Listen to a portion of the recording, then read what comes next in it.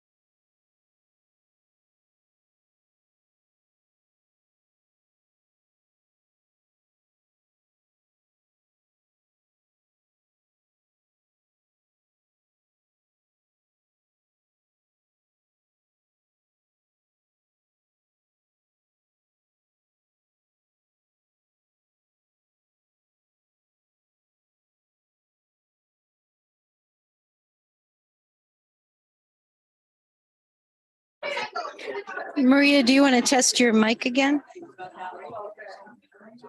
Testing. Can you hear me? Can you hear me? Uh-oh.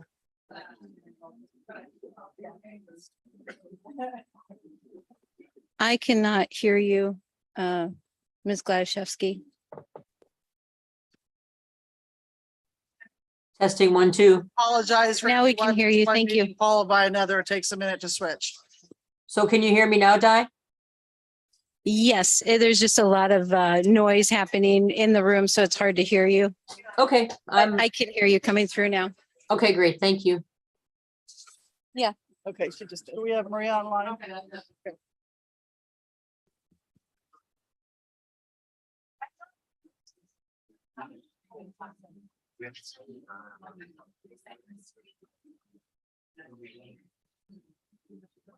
Where were we?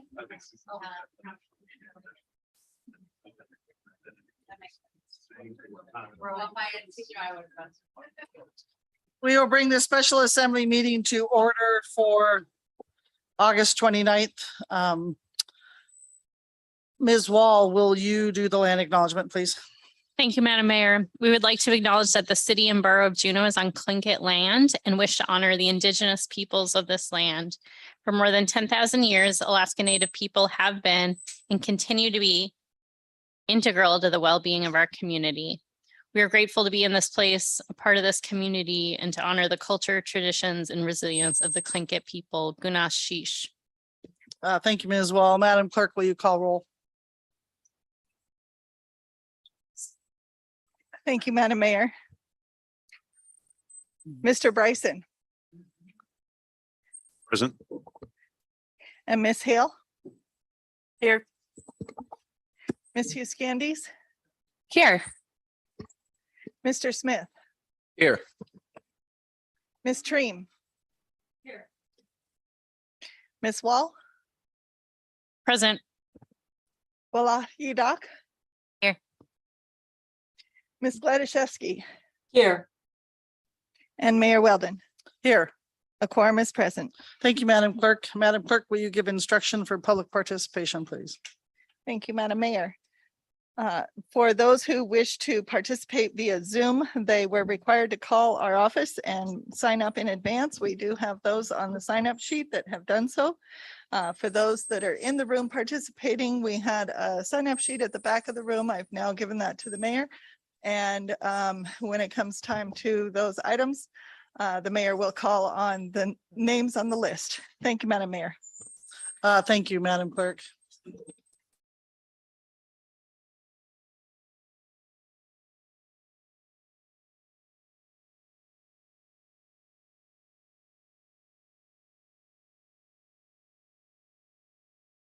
All right, with that, we will move on to the public participation on non-agenda items. And we have 3 people signed up. And where are we putting them, Madam Clerk? Right here next to the manager's seat. Could we first have Tony Tangs? And Mr. Tangs, you have 2 minutes.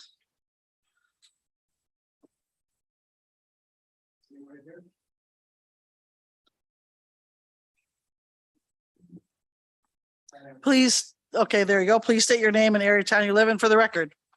Okay. Say my name, Tony Tangs. I live on Telephone Hill. And I was here 4 weeks ago. And I just want to appreciate your desire to give us a soft landing. But I also want to encourage you to firm up what that's going to be like. We liked what Maria had put forward.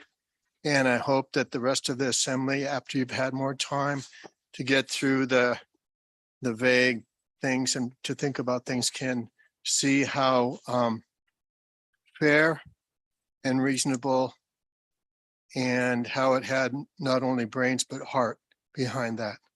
So we encourage you to pursue that motion. Thank you very much. Thank you for your testimony. Any questions for Mr. Tangs? Ms. Wall? Thank you, Madam Mayor. Can you remind us of what was that Maria's motion or what the parts of it you liked were? Yes, the motion was to guarantee us 9 months. And then beyond that, to make sure that we wouldn't have to go until you had decided what was going to happen with the property, until that had been deliberated. And then there would be 4 months after that. So the idea is to not kick us out and then not even know what you're going to be doing with the property as well. Any further questions? Thank you, Mr. Tangs. Could we have Mary Ellison?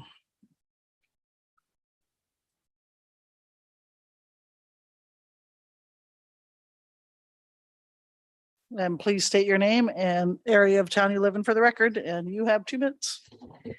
Madam Mayor and Assembly members, my name is Mary Ellison and I live at 8170 North Douglas. I'm following up on emails I've sent on behalf of the North Douglas Neighborhood Association and our Second Channel Crossing Committee. NDNA was actively involved in prior efforts undertaken to identify a crossing location in 2005 and 2007. Tonight, we ask you to consider 3 points regarding the proposed crossing to ensure there is a well-planned future for North Douglas and our larger community. First, we take no position on any crossing alternative. As we've said, our interest is to ensure that the assembly and the public get the best information possible to make the best decisions for our community. Secondly, we ask that the CBJ North Douglas Comprehensive Plan be updated. And finally, as the only neighborhood directly and clearly impacted by the crossing, we ask that you please engage our neighborhood association in the planning process by directly including us as provided by CBJ Ordinance 9638 AM. Although many of you are new here, these requests are not. The 2013 comp plan states the need for a North Douglas neighborhood plan and a study of associated transportation elements. Additionally, guidelines for sub-area 8 state, quote, in the near term, conduct a neighborhood plan for North Douglas to address, and I summarize, traffic, transit, residential use, parks, pedestrian safety, open areas, and recreation, among others. Recommendation number 2 of the 07 Scheinberg report states the CBJ, quote, work with North Douglas neighborhood to evaluate and plan for the crossing's effect on the neighborhood, which could be done along with development of a comprehensive plan for the North Douglas sub area. You can look forward to another email with our crossing history and maps, CBJ correspondence, and our collaborative decades-long efforts around this issue. We are here to help and support a planning process before any crossing impacts North Douglas. Thank you. Any questions for Ms. Ellison? Mr. Smith? Thank you, Madam Mayor. Thank you, Ms. Ellison. I'm not familiar with the North Douglas comprehensive plan. Do you know when that was published? We think the last one was in 1995. However, in the 2013 CBJ comprehensive plan, there's there's plans for our community. Interestingly, I actually have the very first ever, I don't even know how I've got it, and I don't think the city has it, North Douglas Island Comprehensive Plan from 1975. And since I have one more quick second, I'm really, really happy to say that when this was developed, there were no women on the assembly. So good on us. So there's that. And then there's a 2013, the 1995, I believe is the last, the 2013. We worked with, I think it was 04 and 08 on those plans, but we weren't involved in the 2013 efforts. All right, anything further? Thank you, Ms. Ellison, for your testimony. Thank you. Okay, next we have Madam Fraser. Chair, Yes, Ms. can I just Rajewski. ask Ms. Ellison to get us a copy of that document in case we don't have it? Could we photocopy it, please? I don't know, might cost you. No, Okay. yes, absolutely. Thanks. Thank you. All right, next we have Fraser Patterson.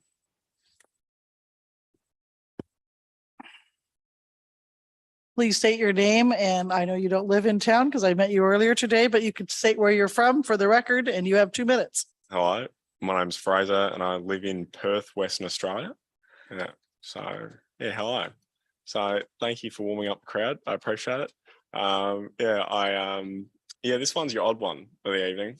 Basically, I'm shining a light on a public health issue that I feel is extremely important. It's not a very well talked about issue, but you should know, and you should be absolutely certain on the fact that pornography is a escalating and desensitizing supernormal stimulus. So essentially, when you bombard your brain with more potential mates in 15 minutes than your ancestors had in several lifetimes, it's addictive. And essentially, you get it. So essentially, it's a huge problem. And I am well known online because I rewrote a rewrite of Alan Carr's Easy Way to Stop Smoking and adapted it for pornography. And it's fairly popular. It gets around like 80,000 page views a month. And my bloody goal for being in the US is essentially in November publicizing it further. So that's me. And so like the argument it makes is that it's very easy to quit provided that you target the reasons why people use it. And once you logically deconstruct why people use it, it becomes extremely easy. And there's millions of people actively trying to quit, but they use willpower, which is finite, doesn't work. Okay, so like later I'll be rewriting it again. So it'll be like bloody primo and everyone's gonna love it. But and I'll give you the URL later. But basically don't think about porn addicts. Think about a varying degree of addiction. So we don't call people nicotineaholics, we just call them smokers. It's a very stigmatized thing and it's very normalized nowadays. So basically to pull you into reality, I talk to school nurses who have teenage girls crying in their offices because their 11-year-old boyfriends are pressuring them for anal sex. And like, where is this going to lead? Where is it already leading? I talk to people from all walks of life that have, and their partners who have been touched by this ravenous addiction. Mr. Patterson, a worthy topic, but you're past your 2 minutes. Easy peasy method. Any questions for Mr. Patterson? Thank you for your time. Cheers. Put it in schools, sex ed. And is there anybody that wants to speak to a non-agenda item? That's in the room. Come on up and please state your name and area of town you live in for the record.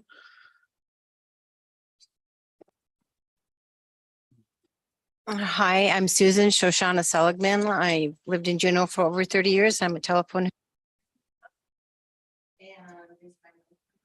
There it is. There we go. Thank you. Thanks, Michelle. And I just wanted to parrot what Assemblyman Smith had said earlier. I'm very grateful to hear that there's this tact with the assembly so that perhaps we will not have to pay $500 up front, or the rent might not be raised right off the bat, or each one of us might not have to have an individual lease. And it might be considered for the Telephone Hill residents that we would be asked to leave or told to leave once there was a more firm plan in place. Those are all great points. In addition to that, please consider, in order for this to be considered a soft landing and not an adversarial relationship, that we can just kind of walk down this road together as neighbors, which we are. And ever since this whole thing came up, I was reassured by Senator Keel and by Rory's own admittance this would take at least a year at the minimum to go through the processes and figure it out. So if there was at least for about a year's time since conveyance has begun in November as predicted, that would take us through 2023. That would be about a year. In addition to that, there is money set aside for the state and for the feds for Relocation Act. I'm wondering if the city has any provisions as such, because in this housing crisis, as was mentioned in the Lands Committee earlier this summer, it's a housing crisis in particular for people who are in the same income level as people in Telephone Hill. So perhaps, I know this is a very unusual case, the Telephone Hill situation. Some non-code ordinances may possibly be considered and implemented. I'm just going to put that idea forth. And then one more addition, last comment, is this $500,000 that's in the project trust account that was mentioned in the last Lands Committee meeting. Please follow up on that, because if it's at all possible for the assembly to slow down and convince me somehow that you're willing to work with me, then I would be much more excited to work to vote on October 4th. Any questions? 2 million. Mr. Smith? Madam Mayor, I know that city staff had attempted to reach out to residents of Telephone Hill to try to get contact information and just so they know who's there and can communicate hopefully well with everyone. Are you able to, I mean, hopefully they've reached out to you, but I guess maybe not so much a question, just a commented that hopefully you could encourage your neighbors to just make sure we connect with the city so they can get information efficiently to residents and just have a sense of who's there. And I think that might be helpful. Mr. Smith, this is clarifying question time, not Would you statements. please would you be willing to do that? Yes, I Okay, would. thank you. Thank you. Thank you, Mr. Smith. Any other questions, Ms. Thale? Thank you, Madam Mayor. Thank you, Shoshana, for testifying. You had begun to say something about the $600,000 that is in reserve, and I'm wondering if you could clarify what your point was, please. I think I would rather, because I know so little about it, Maureen knows a lot more, and it was mentioned actually at your meeting, and I have the paper here from your meeting, and maybe we could talk about it at another time since I know so little about it. It's $479,000 in the project trust account that the state now has, I think. Thank you.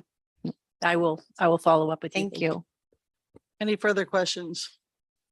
Thank you for your testimony, Ms. Slayman, I think is how you say it. And then I also have Lori Rowland on here.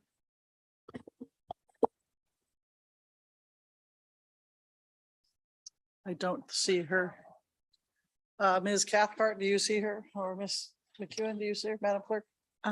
Madam Mayor, I'm not signed into Zoom, but Ms. Cathcart may be able to see her. She said she may or may not wish to speak, but she would raise her electronic hand via Zoom if she did choose to speak at this time. Thank you, Madam Mayor. I do have someone named Skip. So actually what I'm gonna, Nope, that's not the I'm looking person. for Ms. Rowland. Telephone number or last four, 5597. No, there are no phone numbers. Thank you, Madam Mayor. All right, thank you, Madam Clerk. With that, we have two others, but they are on an agenda item. So anybody else on non-agenda? Come on up and.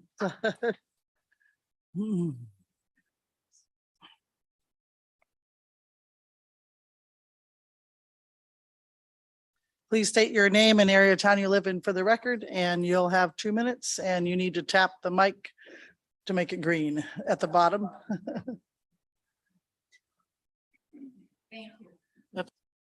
There you go. Hi, my name is Maureen Connerton. I live at 214 Dixon. I am, aren't I? Oh, sorry. Okay, don't count that. I actually live on Telephone Hill, and I'm sorry I had to run up for something with my husband, so I haven't been listening. So if I repeat my neighbors, I'm here to talk about the soft landing and to say that I am also with the corporation, but we are not, I'm more concerned about what's going to happen with the tenants up there. And as you probably heard, a soft landing for people who are seniors, disabled, etc., may not be the same soft landing as for someone else with our brittle bones. So we are asking for an extended time. We've been caretakers, and I'm sure I apologize if I'm repeating, but we've been caretakers up there for, some of us have lived there more than 30 years. So we're happy to continue to live there until the city, has a real plan. Sorry, I just wanted to add to that. I mean, especially the fact that I talked to a apartment owner, and they said that when they had appealed, or when they had put an ad in for an apartment, they had 70 applicants, and this was just 2 months ago. So, I mean, to expect that whatever amount of time, like short time, is going to be able to, you're just going to be adding to some of the homeless population. So, thank you. Anything else you'd like to ask? Any questions? Seeing none, thank you for your testimony, Joe. Okay, sorry, I could have gone on and on, but thank you. All right, last call. Anybody else on that agenda? All right, we will move on to our consent agenda. Is there any public request for consent agenda changes other than ordinances for introduction? Seeing none, are there any assembly requests for consent agenda changes? Seeing none, assembly action, Ms. Gladaszewski. Thank you, Madam Mayor. I would move the consent agenda, and I ask for unanimous consent. Any objections? Seeing none, the consent agenda is approved. With that, we will go on to new business. This is Madam Clerk.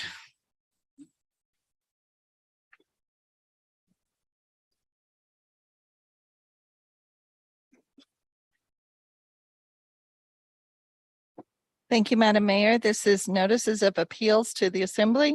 Goldstein Improvement Company, appeal numbers 2022-AA03, 2022-AA04, 2022-AA05, and 2022-AA06. Thank you, Madam Clerk. Mr. Palmer, do you get this, or does Mr. Barr get this? I guess it's my lucky night. Greg Adler, on behalf of the Goldstein Improvement Company, filed 4 notices of appeal regarding real property evaluations by the assessor from 2022, as described by the city clerk. State law provides that a taxpayer may appeal a Board of Equalization decision to Superior Court within 30 days of distribution of the BOE decision, not to the Assembly. Additionally, CBJ Charter has 2 provisions that may be relevant: Charter Section 3.16B and Charter Section 3.11.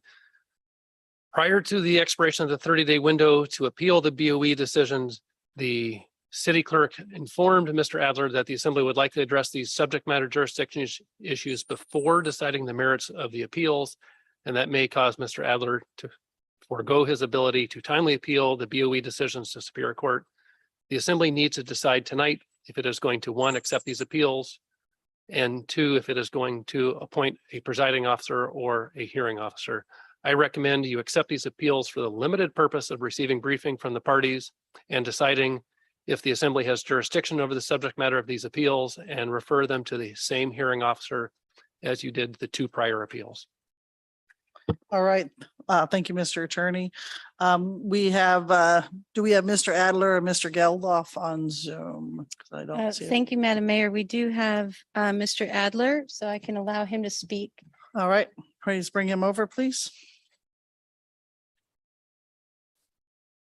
Hello,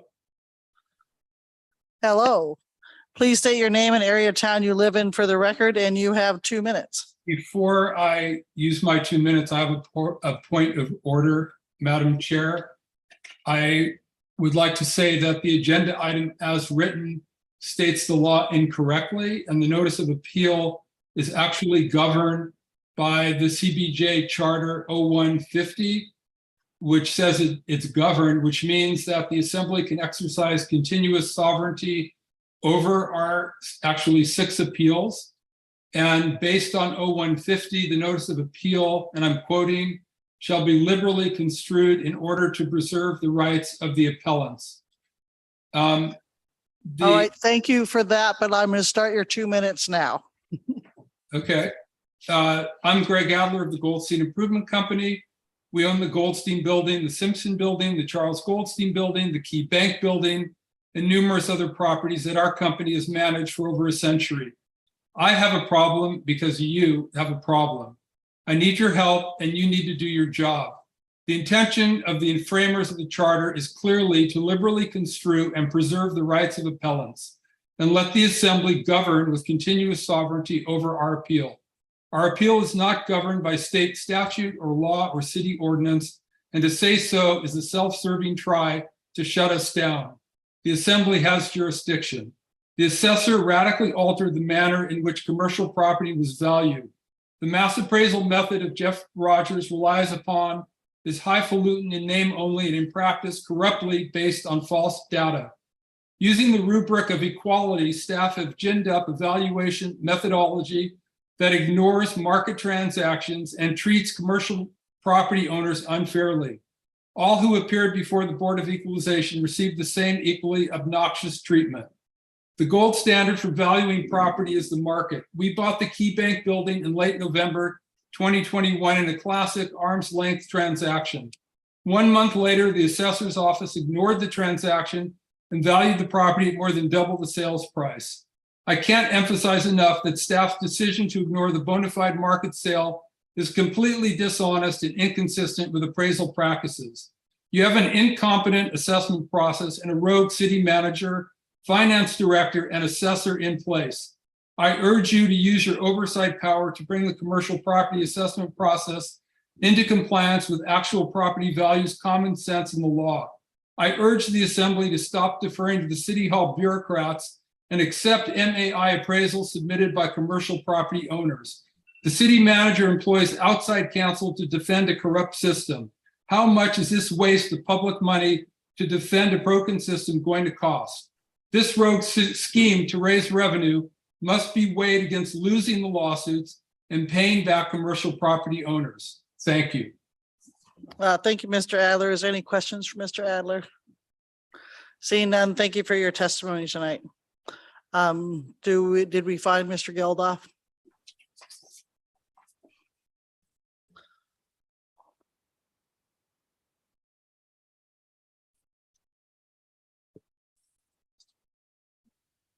Madam Mayor, I do not see Mr. Geldof on Zoom. All right, thank you. Any questions from the Assembly before we do a motion? Ms. Stream? Thank you, Madam Mayor. Just a question for the attorney on the status of the first 2 appeals, where they are. Mr. Attorney. Thank you, Madam Mayor. I believe I've located a hearing officer, and if the Assembly accepts these tonight, the hearing officer would be ready to consolidate these and move on. Thank you, Mr. Attorney. Any follow-up, Ms. Stream? All right, with that, Ms. Glaszewski. Thank you, Madam Mayor. I would move that the Assembly accept these appeals for the limited purpose of receiving briefing from the parties regarding whether the Assembly has jurisdiction over this matter, the subject matter of these appeals. And I move that we refer these to the same hearing officer as the other appeals. All right, thank you, Ms. Glaszewski. Any objection? Seeing none, that motion passes. All right, that brings us to item 12. Madam Clerk.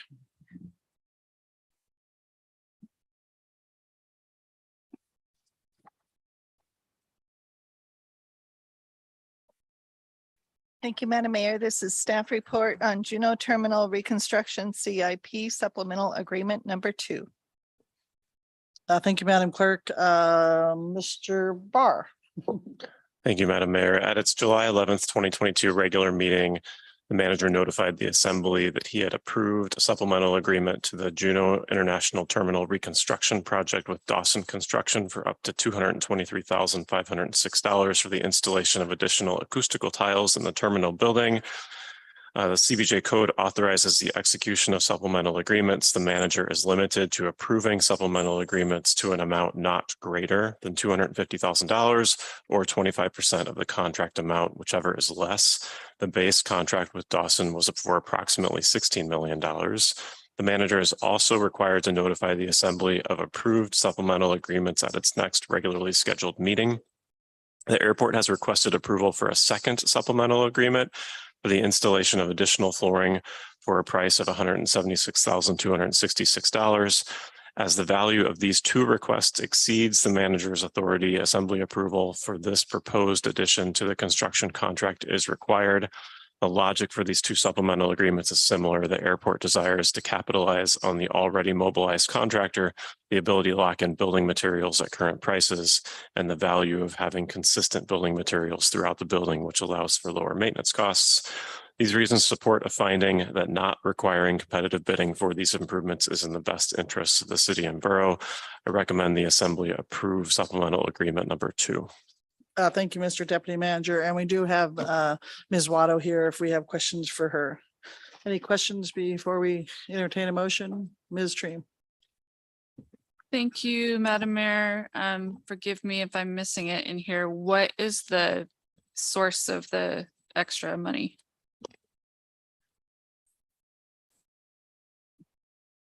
Ms. Watto.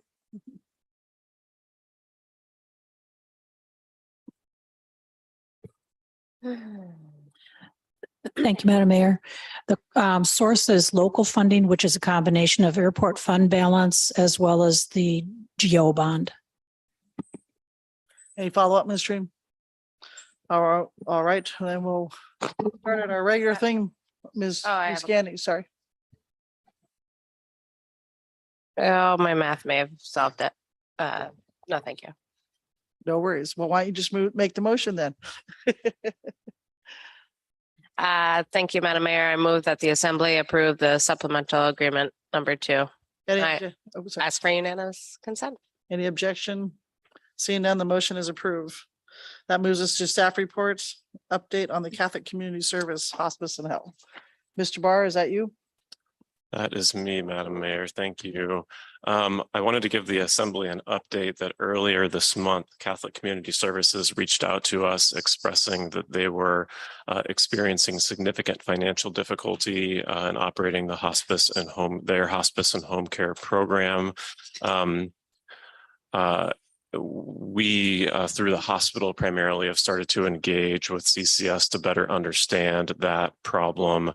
Ms. Walker Tolles is online as well, I believe. If you have questions, it is this is mainly just an update for you to give you a heads up, and we plan to continue. Again, primarily through Bartlett. Mr. Keith is directly engaged in this particular issue and focused on assisting find a financially sustainable solution for those services that that people rely on. Thank you. Any questions from Ms. Hughes-Gannis? Thank you, Madam Mayor. Just a quick question. Will this come back? Will we hear more specifics about what services are no longer available? And will you as you continue to develop plans and figure out how to solve it, will you be bringing that back? Otherwise, I just am curious what services we're without currently. Mr. Barr. Thank you, Mayor. Yes, we'll certainly bring this back. I can imagine this topic might also come to the Bartlett Hospital Board. I think it depends on how those conversations evolve, but we will give you an update when we have one again. Any follow-up, Ms. Hughes-Gannis? All right, nothing is needed from us tonight, correct? All right. Moving on, staff report on update on municipal elections. Madam Clerk, I'm assuming that's you. Thank you, Madam Mayor. The update report is in your packet, so I'm not going to rehash that, but primarily we are ramping up with the new Thane Ballot Processing Center, and the final turnover of that from the contractors shall be this week from to our staff.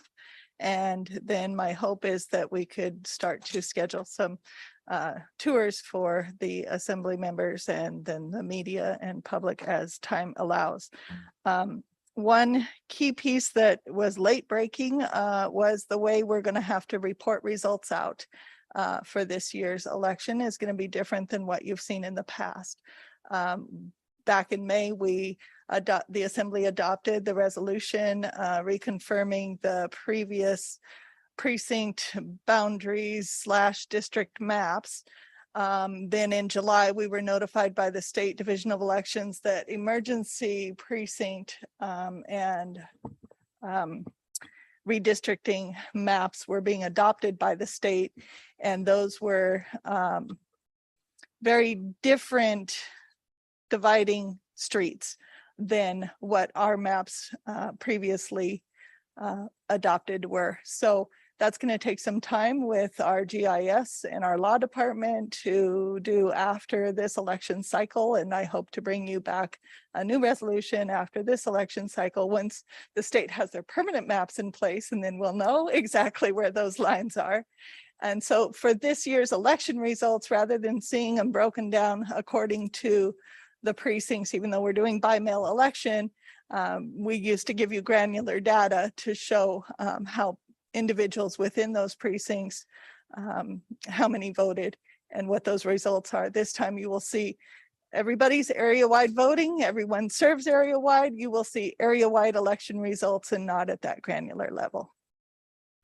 And I'd be happy to take any questions, Madam Mayor. Any questions for Madam Clerk? Looks like Ms. Gladaszewski has. Ms. Gladaszewski. Thank you, Madam Mayor. Ms. McEwen, did the data just come too late and the GIS people just can't do it? Or when did you need it by in order to be able to do it? I mean, there's no way to, it's not give a GIS map from the state GIS people to the city GIS people, or just what, it just came too late? Through the Madam mayor, Clerk, Ms. Gladaszewski, that's correct. We would have had to have that early in the spring to really know that data, because we don't have control over the state voter registration list. And so the precinct numbers that you adopted for your district maps are not going to coincide with the new precinct numbers that were now assigned by the state. And those came too late in the process of us programming our systems to be able to report out those results. Any follow-up, Ms. Gladaszewski? Quick follow-up. I know we passed a thing that said use the new ones. Can we just use the old ones? It's our election. It's not the state's election. So aren't using our old ones better than none? Or is that not possible either? Are we too late for all of that?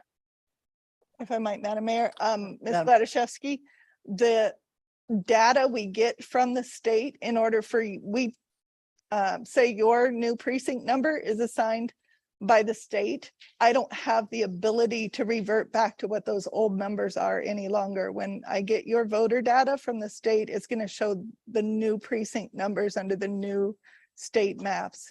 And we just don't have the systems to be able to align those two with this system at the moment. Okay, thank you. Anything further? I have a quick question.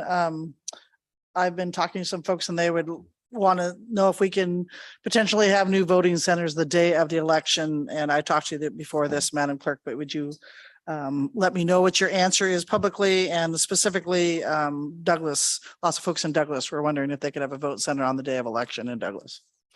Thank you, Madam Mayor. For this election, we don't have the ability to do that. For future elections, I'd be happy to look at potential new vote centers when we actually have the time and the ability to secure the various different voting equipment and voting needs for future elections. Yes. All right. Thank you, Madam Clerk. Anything else? All right, so we'll move on. And since the planning commission has been very patient, I'm going to move items 15 and 16 till after our joint assembly meeting, because I don't think anybody is too interested in those. If if nobody objects, we'll do that and we'll bring up the planning commission. So I see no objection. Why don't we take 5 minutes, and if the planning commission members could please join us up at the dais. We'll call it dais today.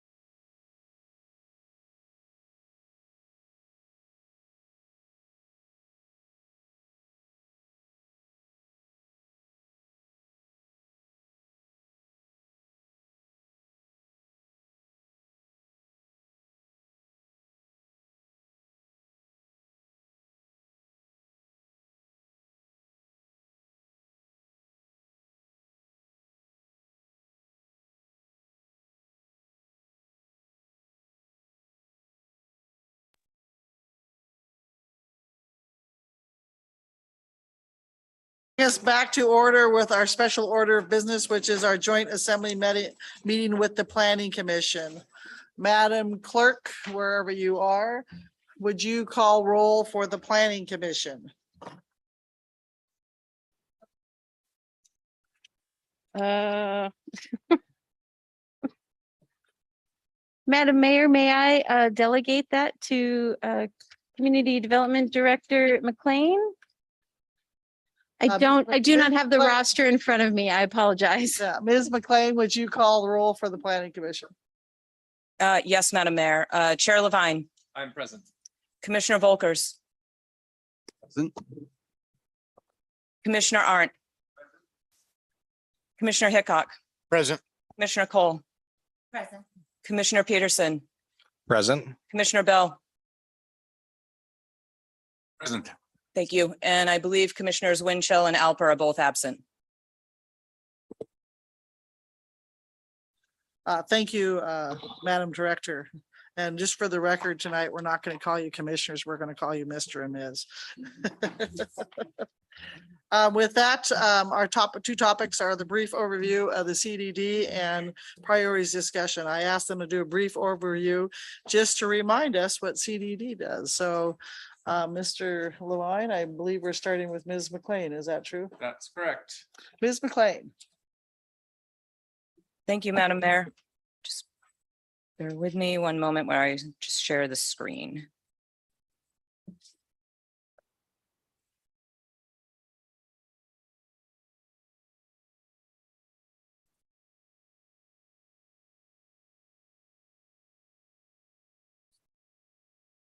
Perfect. Okay. Okay. So I am just going to jump right in with a quick overview of community development and then roll on through status of ordinances and priorities that we're suggesting. So interesting. Can't quite see my whole screen, so we'll wing it. I'm not going to read all of this for you, but just a little background. Back in 2018, 2019, when I was promoted to director, the manager's office asked us to undertake some culture performance, team building, and working towards building a higher performing culture, basically at CDD. And this was some of the results of that, was our vision, mission, and values. I think so. So CDD, as most of you know, has three main divisions: admin and permit techs, building and compliance, and planning and zoning. So I'm going to quickly go through our org chart. I won't really read all these names and positions for you, but just so you have an idea of the work that we do and the capacity that we have, I thought this might be of use. Some of you may have heard that our amazing admin officer, Brecken Hendricks, has been promoted back to engineering and public works. We're grateful for the time that we have had her, and also grateful for the fact that she'll be one floor below us and still helping to staff general engineering, and there's a nice synergy there. We've also, you'll notice I just have still a vacant administrative assistant position. We did just fill that, and she is beginning with us on September 12th. We also have taken back, or in the process of taking back, the GIS technician position, which had been living at IT, but again, better synergy with our GIS specialist, Quinn Tracy. So that will be moving back to CDD likely some point this year. And that position does remain vacant though for us in IT at the moment. We also have the building division and code compliance. Really, the only thing here was the plan reviewer that was cut a couple of years ago now, or 2 budgets ago. I think it was 2. And then the planning side, which is both long range and current, and planning manager, Mr. Chambord is here as well. Again, just to note sort of the vacancies, we have a vacant, well, not quite vacant, actually, planner 1, 2, they just accepted today. So congratulations to Mr. Chambord and his team for having a successful process this time. And all the other times, all the other effort, not like that. Just grateful that it worked out this time. That came out poorly. And then also still, we really are struggling with the senior planner long range, and that would be the person most likely managing the comprehensive plan. So something to keep in mind. And then again, just sort of, this is what we look like all together. And again, just sort of noting those vacancies across the divisions there. this is kind of an idea of what we staff with those divisions. So you see the Planning Commission, Title 49, I would say, is the biggest workhorse for their group. We also have the Building Advisory Board, the Historic Resources and Historic Resources. Thank you, Advisory Committee. The area plans, right now we're wrapping up Blueprint Downtown Juneau, and we're nearing the finish for South Douglas West Juneau area plan as well. Any ad hoc committees, the CIP, the Wetland Review Board, and then the Governance Committee is their Rules Committee, which is a slightly different name than the Assembly. We also help to staff at times the Assembly. The Housing and Development Task Force was an example, and Lands, Housing and Economic Development on a more continual basis. And then through the Permit Center, we staff not only building and compliance and planning and zoning. So that's all your typical building permits, subdivisions, things that you might think of. But then on top of that, it's also all the compliance issues that Mr. Watt deals with, which are quite a few. Also, forgive me, you had a memo in your packet that goes into all of this presentation in much more detail, or more detail.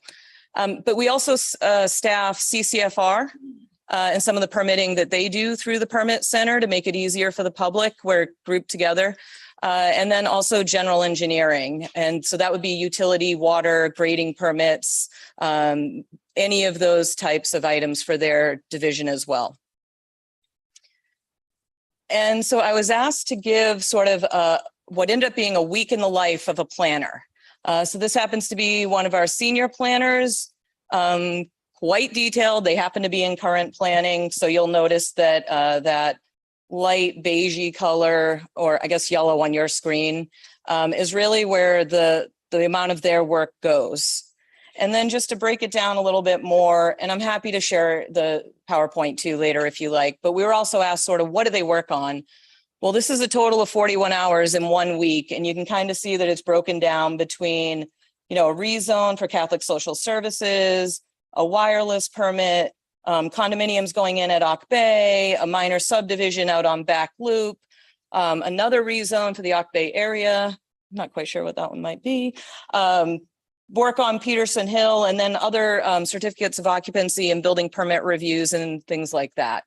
And so that's just to give you an idea kind of the span that a current planner sees in a week. And then really jumping into, I think, more what you're interested in tonight, or at least the commission and certainly Assembly with your focus on housing, are the numbers. So again, I don't need to spend a whole lot of time on these. I'll leave them up for a moment and then go through, but they are in your memo.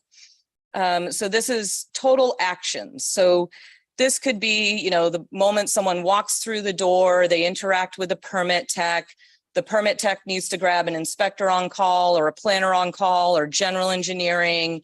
And then what next? Then all those other activities to get you to a permit or to filing your case.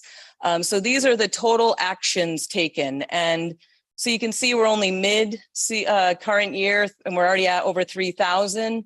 And back even last year, we were only at 4,200. So we're probably on pace again, and they're usually roughly about the same there. But noting the staffing differences over those years. Then we were asked to put together sort of a permit flow chart. Not too detailed. It got very complicated real fast trying to do this for you all. But sort of this just gives you an idea that, a complete building permit comes in, and I'm stressing the word complete because sometimes there's work just to get to that point.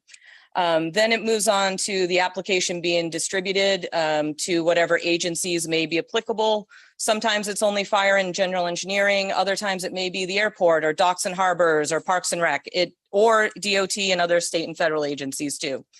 And then we just continue if there aren't any flags. If there are, we try to run down that information more. And then finally, until you get a permit. Right now, we are striving to permit, and I believe we're right about at the 2-week mark, which is very good across the nation, but people always want faster. So we're at about 2 weeks. And I would just say when we get to some of the ordinance and stuff, though, you'll see how we're keeping it to 2 weeks and not stretching into longer than that. Again, just to give you an idea of what our staff has and what they're working with, this would be a staff review sheet that goes with most every building permit.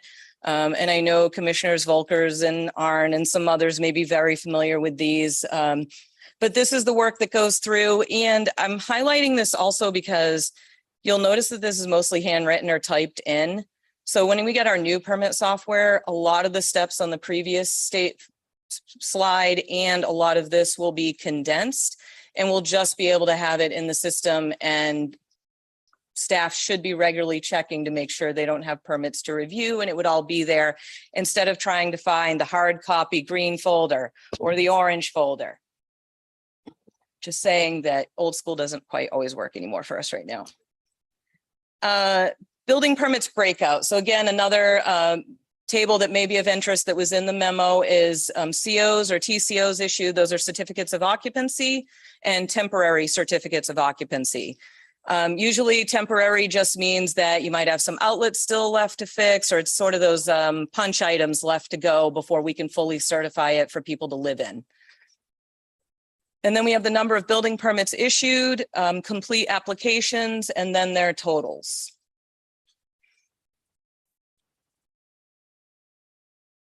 This is a slide actually that I don't think we've really shared much in the past, and this is compliance. And I do think it's worth leaving it up there for a moment, just as I sort of talk about how this impacts, one, the planning division and the inspection side too, often have to help out with enforcement just for their simple expertise. Inspectors know when it comes to electrical, plumbing, et cetera, what some of the violations may be if we get a complaint.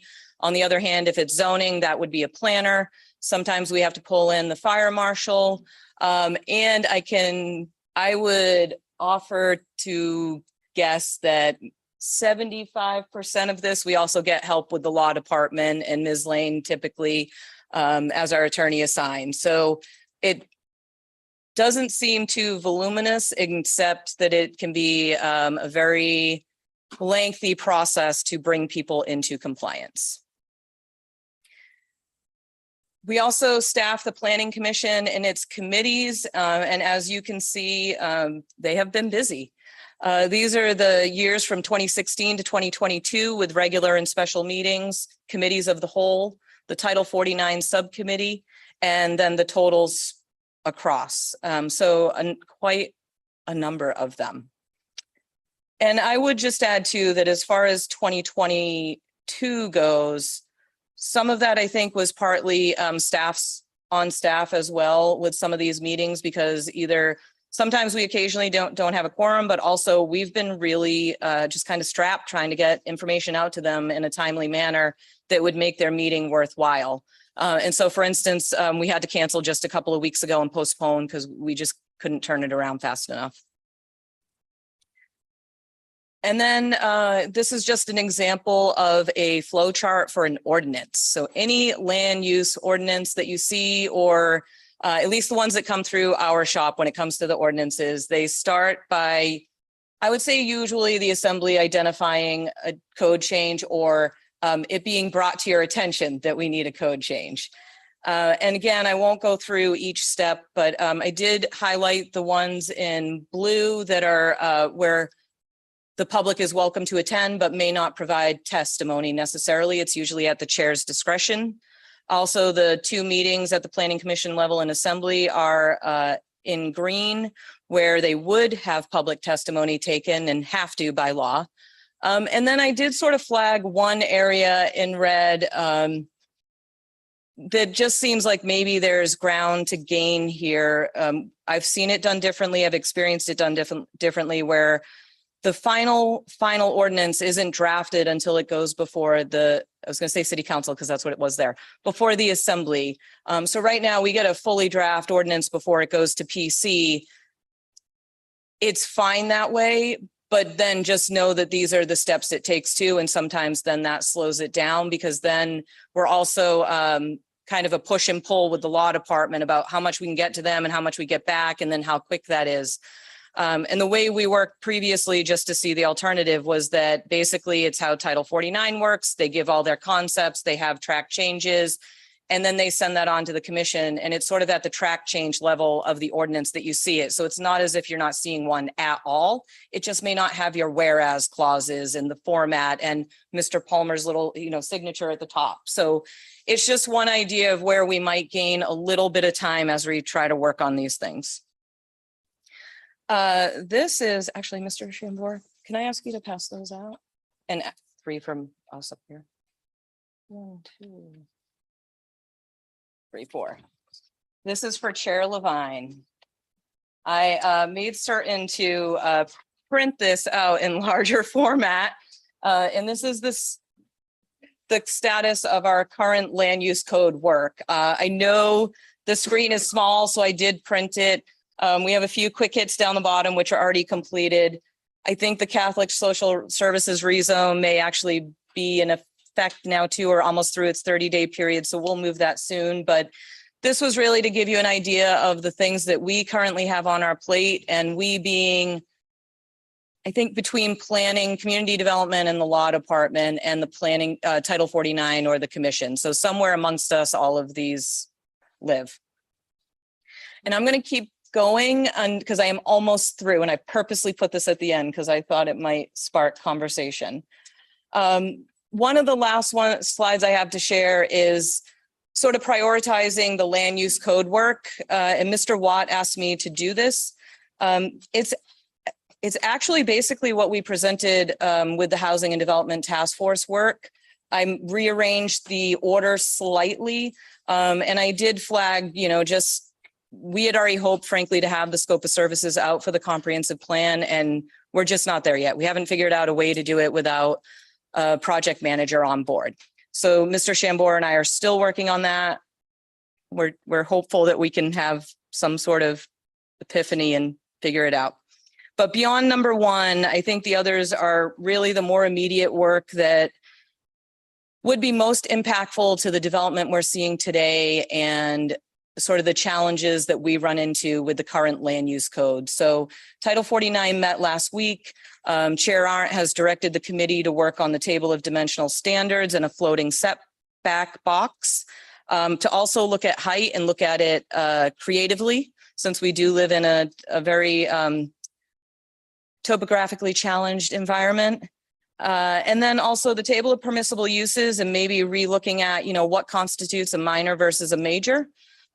Thinking this when it comes to multifamily, for instance, if you're over, it might be 8 or 10 bedrooms now that I don't have it in front of me, automatically makes you into a major, which requires a conditional use permit. But if you're in a D15 zoning and you're building to that zoning, to that density, I don't know that it needs a conditional use permit. You're doing what the comprehensive plan has set out. You're doing what the assembly has set for zoning. You're doing it. So that begs the question that maybe it should be looked at a bit more. I've also included the review and update of the permit fee schedule. You may recall pre-COVID, the manager's office was bringing this forward, and then COVID hit, and clearly not the right time to talk about increasing fees. But it may begin to be that time soon. And then to simply enact the transition zones that are already in effect, that have met their conditions. So these are, for example, those transitions that were based on receiving water and sewer. For whatever reason over the years, they just weren't taken up and completed. So we've been trying to do them as people have come forward, or hoping we had found time for a couple, but not really. And then last is to review the application submittal requirements, because frankly, having none really does create kind of a free-for-all. And when it isn't specified what an applicant must provide, there's always kind of a push and pull of what you need versus what's required. But when it comes in on the back of a napkin, it just prolongs the permitting process, because we have to figure out what you're doing, what's the scale, where's your access, where are your setbacks. So some level of a site plan really is required and needed. I'm not saying fully engineered plans for every application, so please don't hear that. Not saying that you shouldn't for some, but definitely not for all. But so these are probably the top 5, 6 things that I think really are worth working on as we strive to finish the comprehensive plan. And then I still think the best effort and the best approach is to finish the comprehensive plan before doing a complete zoning rewrite. And that is all I have. So I'm happy to take questions or just turn it back to Chair Levine and Mayor Weldon. Who has questions for Ms. McLean? Ms. Hughes Candies. Thank you, Madam Mayor. Just a clarifying question, Director McLean. Thanks for all of that and setting the context for these conversations.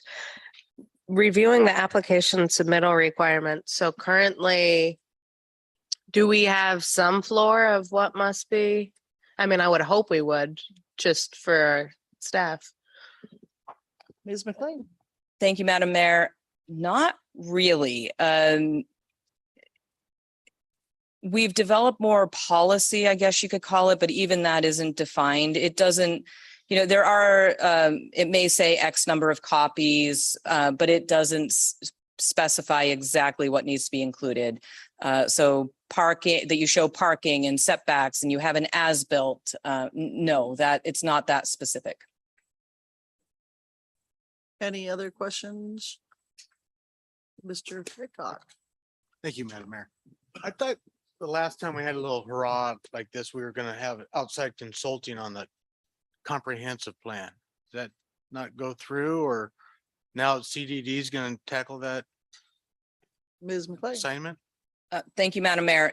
Thank you, Commissioner Hickok. That's a good question that I can clarify. We do still have the funding. The Assembly did vote in the budget to approve funding for a new comprehensive plan. But that still requires that we have a staffer on hand to manage the consultants doing the work. And right now it would likely be falling to Mr. Shambor or I, and we just don't have the capacity at this time. And so we're still struggling to fill the project manager role. Other questions? Mr. Bryson. Thank you, Madam Mayor. I was looking for an example here. We're talking about time. How long did it take to get stream side setbacks through the whole process, and how much of that time was going through law? Mr. Bryson, excuse me, Ms. Thank you, Madam Mayor. Entirely through the process, offhand, I believe streams was started before I moved here. So 2014, maybe. And we have bounced it back and forth a few times between planning staff and law staff. I'm not really certain. That one has really been in the works a very, very long time. Question, Mr. Bryson. I'm not trying. This is not the time for statements. No. I want to know. I'm trying to get an answer from Director McLean. What part of what you had on there, that land use code priority, what could we fix, or what could we focus on that would help? Because that's obviously years to correct a problem. What are we not doing correctly on that, or what are we missing, or what land use, what do we need to correct? Thank you, Madam Mayor. So this is a hard question to answer without, frankly, frankly, past assemblies, I feel like this community had to know, somebody had to know, whether they were in my shop or on one of these bodies in mid-90s, that this land use code did not work here. By the mid-90s, you had already issued hundreds of variances. If you're issuing hundreds of variances, your zoning doesn't work for your community. And so it's been an evolution of decades of this just getting pushed down. And I think the reason it wasn't, the impact wasn't felt so much is because most of the variances were downtown and you wanted to keep that historic feel. And then the other thing is that when you were building the valley, it really wasn't built yet to a great extent anyway. So when the zoning went into place in 1987, and that's the rewrite I'm talking about, for the most part, the valley was built to that zoning. And so it worked okay. I think now you're feeling it these past, I would say, I don't know, 4 or 5 years, really feeling it. And maybe some of the commissioners are I'm looking at Commissioner Arndt, but anyone might be better when you really started feeling it. I'm not sure. But I think it's been a buildup of decades, frankly, of work that was just pushed off. And now we're at a crux. And really every day, Mr. Shambor and I are like, do we get permits out the door or do we work on the land use code? Because we simply don't have the capacity to do both right now. If we're keeping permitting at 2 weeks, we just simply don't have the time. And so just to follow up a little too on that, just so you know, all of our staff reports for the Planning Commission, they go through Mr. Shambor and I, we read every single one of those, but so does our admin staff, more importantly. So they're reading, they're proofing staff reports, but they're doing all the legal ads, all the legal notices, everything that goes into that back end. They're also the same ones that help us do that same work when it comes to the land use code and doing the updates and scheduling Title 49. So it's not just Mr. Shambor and I, it's our staff too at every level that just, we don't have enough to do what we need to do. Thank you, Director McLean. That was a better answer than I ever expected. Thank you, ma'am. Ms. Dream. Madam Mayor, actually, Mr. Bryson asked basically the question I was thinking, but he did it in a much better way. Ms. Glaszewski, do you have anything? Thank you, Madam Mayor.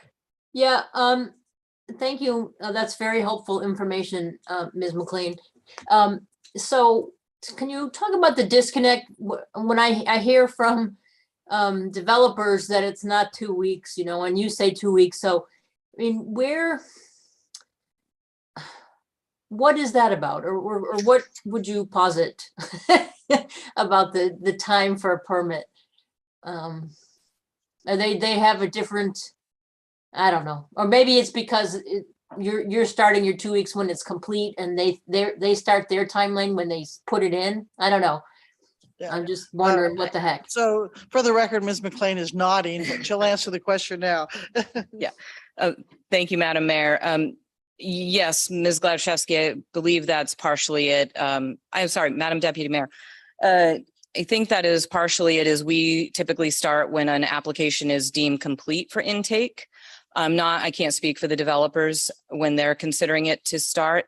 What I can tell you though is that our permit specialist, Mr. Quinto and Ms. Hendricks, our AO, go through a plan review log each week and also send it out to myself and the managers and all our staff. And they are constantly reviewing that plan review log. And, you know, if we're edging to 2 weeks, they're to just give us a heads up and we try to pick up the pace a bit. But I would think that it's the intake of what we're deeming complete versus what they may see is one of the differences. Any follow-up, Ms. Glaszewski? No, just a question, there's a separate question. What resources do you need in order to, the Assembly's priorities are housing, and doing what we can about the code. And I'm hearing that we don't have enough people or resources to do code amendments and permits. So, I mean, that's a budget question. You don't have to answer off the top of your head, but, if there's something you need, I certainly would like to know what it is.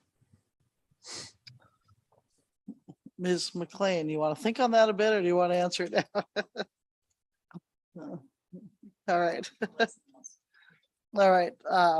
Thank you for that. Any further questions before I ask mine? Okay, I have two. Number one, you talked about the software. When will we have that? Thank you, Madam Mayor. Ms. Hendricks is working on getting our final working on our scope of services to put that out for RFP. Staff has weaned it down to 2 programs. Am I allowed to say what they are? Mr. Attorney. Okay. 2 permitting systems, very well known. Our inspectors actually started looking for them when they were at their national conference several months ago, and they've moved through. I think we may have started out with about 10 or so, and we're down to the final 2 now, and we'll be putting out a scope soon. All right, thank you. And then my second question is, it was a hot topic for a while and now we seem to have lost it. The FEMA flood maps, the FEMA, whatever you want to call those maps. What happened to those and where are we with those? And Ms. Cole's laughing at it. Pandora's box, Madam Mayor. Okay, well, I'm just asking because that's something that's frequently asked of me. I don't know if the other assembly members get asked. FEMA flood maps did get adopted, but the hazard mapping has not. And that is not. I will defer to Mr. Barr. That languishes in the manager's office. We will take full blame All for right, that. well, I thought that was attached to a grant or something. Are we in danger of losing our grant, Mr. Barr, since you're the acting manager? Thank you, Madam Mayor. I'm not entirely sure which grant you're referring to. I think it might be a FEMA hazard mapping development planning grant. I don't know the answer to that. I'll have to look into it. All right.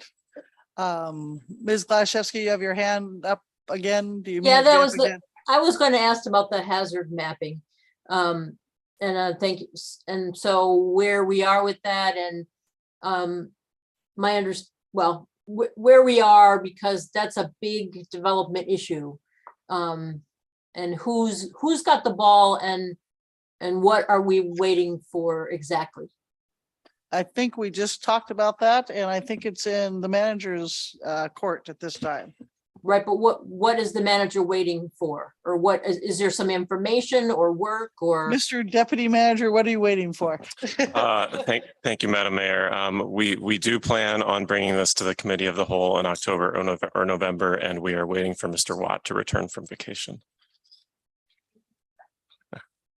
Okay, thank you. Mr. Watt, so well, we have a committee of the whole meeting in October, just saying. With that, We any have one further in questions? September as well. Yeah, exactly. Thank you, Ms. Gladishevsky, since you are the chair of that meeting. With that, Ms. McLean, would you put your, we'll be putting the background, Ms. Gladishevsky. Can you put up your last slide, please? Not the question one, but the one before that. And that might help our discussion. So now at this time, I'm moving it over to Mr. Levine. Apparently we're sharing. We're sharing them. Thank you, Madam Mayor. He's going to pick on all the commissioners. And just to kick off the second part of this, I asked the commissioners to think about priorities so that we could pick up on this discussion. But before we do that, I just thought I might add 90 seconds of color to Ms. McLean's presentation. Just first about the interaction between CDD and the Planning Commission and just clarifying the roles the Planning Commission has. But before I do that, I thought I might say something that Ms. McLean did not complain about. But one of the things that the Planning Commission and CDD worked on together a few years ago was trying to expedite this permitting and approval process by giving the director more discretion so that she could approve more of these permits and they didn't have to come to the Planning Commission, because approvals and permits that come to the Planning Commission necessarily slow down the process. So she now has more work than she had a few years ago. I think we're 2 or 3 years into that new process. So just as a little bit of color to the additional work that CDD and Ms. McLean are doing. And Ms. McLean did an excellent job of showing the flow chart of ordinance work. The Planning Commission, as I think most of us know, has 2 main roles. One is a quasi-judicial role. So there are certain permits, conditional use permits and other subdivisions and developments that the Community Development Department makes recommendations, but the Planning Commission has to approve. We also sit in that role for appeals from the director's decision. We also have a legislative role, which is advising and developing and advising recommendations to changes to Title 49 and other plans for assembly approval. Both of those roles depend on analysis and recommendations that CDD prepares, and that was what Director McLean was discussing. So we take staff reports, drafts, and other recommendations both through our committees and through the Planning Commission as its whole, and we depend on their analysis and their recommendations to do our jobs in both of those ways. So I'm going to let the commissioners raise hands when they want to say. I did want to provide one other piece of related context and a priority for me over the time I've been on the planning commission has been attracting diverse and qualified candidates and retaining retention on the planning commission. So there's a lot of value institutional knowledge. The planning commission deals with some amazingly arcane nuances of our code and some very strange things. And the more of them you see and have seen, the more prepared we are for identifying pitfalls and easing into decisions. So we lost Mr. Dye, which was obviously a blow to the commission. It's great to have Mr. Bell back. And we do actually have a pretty good mix of experience and new commissioners right now, but I'm flagging that for the assembly as a priority of the planning commission. And I know we're having, there was a news story about trouble attracting qualified applicants to fill positions at the city. I would just flag that there's a lot of benefit to expediting the process and to addressing developers' concerns and others to having qualified and committed applicants to the planning commission. So, and with that, I will open it to the planning commission for discussion of priorities. Ms. Cole.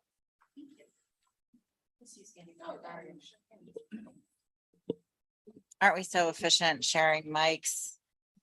I'm good for the budget, right? Okay, so given our assignment to and the time we have to talk with you, I wanted to find the most outrageous thing I could find to keep your attention. Because several years ago, I don't remember if it was Ms. Gladishevsky or Ms. Hale said, yes, attend to the details, but also think big. And one of the things we've been talking about at Title 49, and I think the most important thing Ms. McLean said during this entire presentation was, yes, they're shorthanded, but the zoning code doesn't work. Just because we stopped issuing variances because we kind of had to, doesn't mean that the zoning code all of a sudden worked, right? So we spend all of this time on Title 49 and you saw how slowly that path moves, right? So one tiny piece goes that slowly. And then we wonder what, 5 other pieces have kind of risen up during the time that one piece has moved so slowly.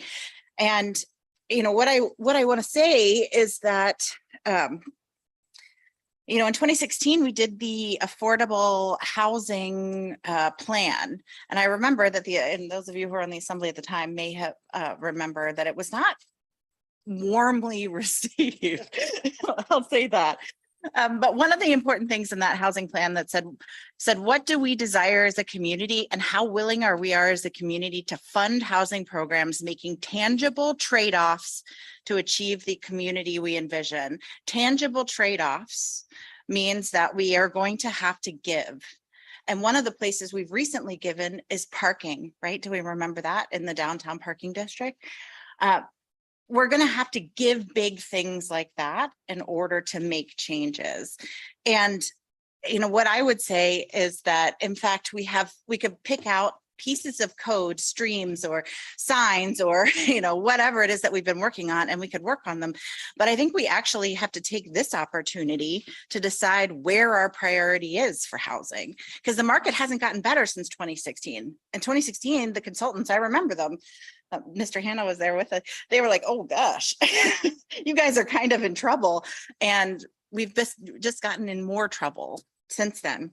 So one of the things that I think is actually in that plan, and if you go back to it, it actually ages kind of well, and pick out what you might want to focus on. And one of the things that I really think is just critical for us to work on is infill. We spend a lot of time trying to figure out how to put more incredibly expensive roads up higher and higher hills. I mean, that could kind of be the development slogan of CBJ. And we have we actually have lots of parcels that are non-conforming, that are weirdly shaped, that are underutilized here in spaces in downtown and in the valley, but we don't have the incentives for infill because it is incredibly expensive to demo and to make the kind of changes that we need to make. And our zoning requires that everything look like everything that came before. So if you don't have a place where you can do a 20-foot setback for your residential single family home in the valley, then you're not going to be able to develop that parcel, at least not with what we've got conveniently. You're going to have to go through a very cumbersome process to find a non-conforming way to get there. And you may not, because you're short 7 inches in a setback, right? So part of what we have really been considering, and what Mr. Arndt has really encouraged us in Title 49, is to not look at the code and make line by line changes necessarily, or even look at the TPU or the table of dimensional standards, but really think larger about what we want. And if what we want is something very different, it is not going to be achieved by the committee at the PC going through line by line and changing numbers from 7 foot to 3 feet, or for 12 foot, 17 feet. Like that, it's just not going to happen. And so if you want us to think big, then we're going to need the ability to think big. And I think you actually should trust the Planning Commission. They're an amazing group of people with like lots of experience. And then the CDD knows kind of their stuff. And so maybe we need a staff person to chair or to staff Title 49. If you want to see those kinds of changes, we do, right? If you just want to see 12 feet to 10 feet, cool, we'll keep going how we're going. But if we want to see big, then we need somebody to help do research. We need someone to help do writing. We need someone to help do all of the things that go along, because if you imagine what it is to really kind of promote a housing policy, changing the code is one tiny piece of it. It's a complicated piece, but there are tons of other pieces that have things to do, from city to public perception to, all of the things that might need to happen in order for us to really become a Juneau that's organized around the housing crisis, responsive, proactive. But it doesn't happen just having the 5 people on the Planning Commission committee go line by line through old code that has outlived its usefulness. Thank you, Ms. Cole. Would you like me to open this to assembly questions for Ms. Cole? Yeah, let's try it best. Are there questions of the assembly? Ms. Hale? I'll see if I can twist this into a question, but have you heard me talk about my book that I'm reading, Fixer Upper? Yes. It sounds like you're reading it. So part of that question, I cannot agree more, but part of the question is, and I think this is sort of the question, is how do we bring our community along? Because what happens when we want to think big, then we will get a whole bunch of people saying, no, I want this 20-foot setback in my residential neighborhood or whatever. So the community itself has to think big. And I think that, I think we do need to make radical changes, but part of that is that we as a community need to make radical changes.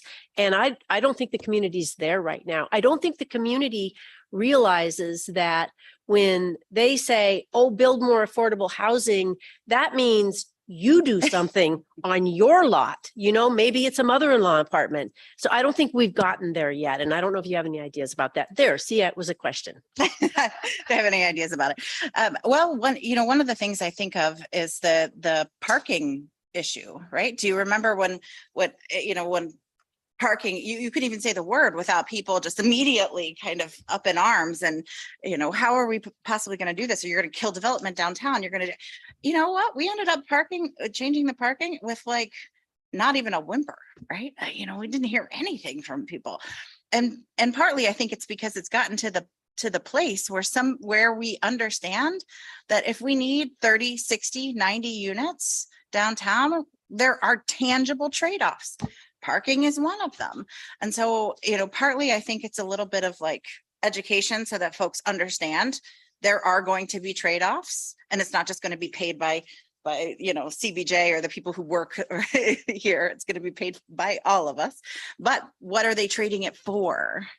Right? The ability for their children to live in town, the ability to be able to get, make a call to a city department and have a person pick up the phone because there's enough people who work here.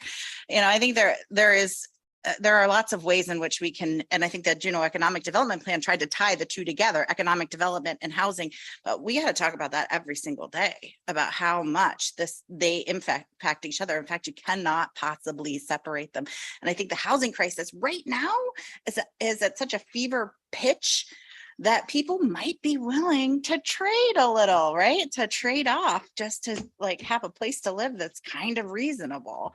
I mean, we just heard at the Lands Committee that the affordable housing was $450,000 for a 1,200 square foot home where the land was free. That makes no sense to me. And so, I mean, we're going to have to do something big, or it's just going to be out of reach for, except for everybody who already has. And those who have not will always be have not. Thank you. Are there additional questions from the assembly for Ms. Cole?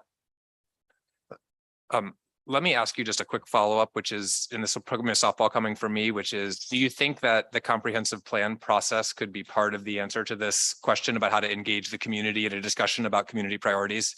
Well, Chair Levine, what a brilliant question. Let me think very hard about it. Yes, I believe there could be a chance for the comprehensive plan process to engage the community and do education. Absolutely. Thank you. Mr. Peterson. Well, I don't think I have quite as long of a Ms. Cole, but I think I would like to just piggyback onto a few things. This list that we have in front of us is kind of ever evolving. We kind of take direction from the assembly and other committees to figure out what's actually the most important thing right now. And I think that's why sometimes things like stream side setbacks get pushed down the list and it takes so long to happen. But I think that right now that the work we're doing in Title 49, looking at table of dimensional standards, table of permissible uses, can be actually very important and provide a lot of relief for, like, if you wanted to make a mother-in-law apartment. And you might have a little bit more flexibility with your setbacks or lot sizes. I mean, we did do the modification where we got rid of lot depth already, which I think that was a very small item that has a very large impact. And so I feel really good about kind of the way that we're going right now. But and then I guess on the CDD staffing, I guess I've worked with CDD for many years, and it is unfortunate that seems like 5 years ago, the staff that was at CDD was a little bit more senior, and they'd been around for a lot longer. And then I know that the work that they do, you know, when you hire a new person, it really takes an extended amount of time to get your cost benefit out of that employee so that they're really becoming useful to your department. So that's all I had on that. Thank you, Mr. Preacher. Other questions from the assembly for Mr. Peterson? Seeing now, Mr. Volkers, you had your hand raised earlier. Yeah, thank you through the chair. I want to riff a little bit on Ms. Cole's, I think, rather eloquent summary of the issue.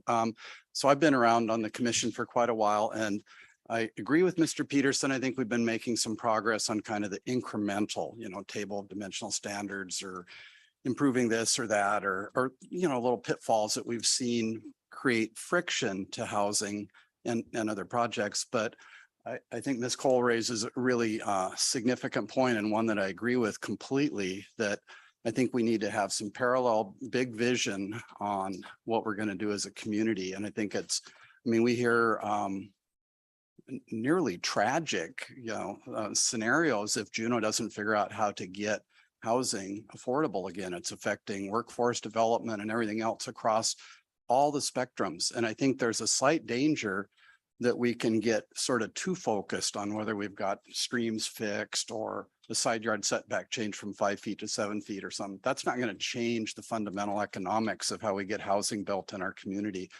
So, you know, getting ready for this, you know, Chair Levine asked us to sort of think of some top of mind issues, and that was definitely mine, is like, how do we truly incentivize housing, and not just as a little buzzword, but what does that mean? And I think it means like some true community sacrifice to make this happen. And I think it's gonna, you almost have to check every box. I think we all know with the transitional zoning that I think Director McLean talked about and stuff, where we have transit routes and places that have been identified to get greater housing.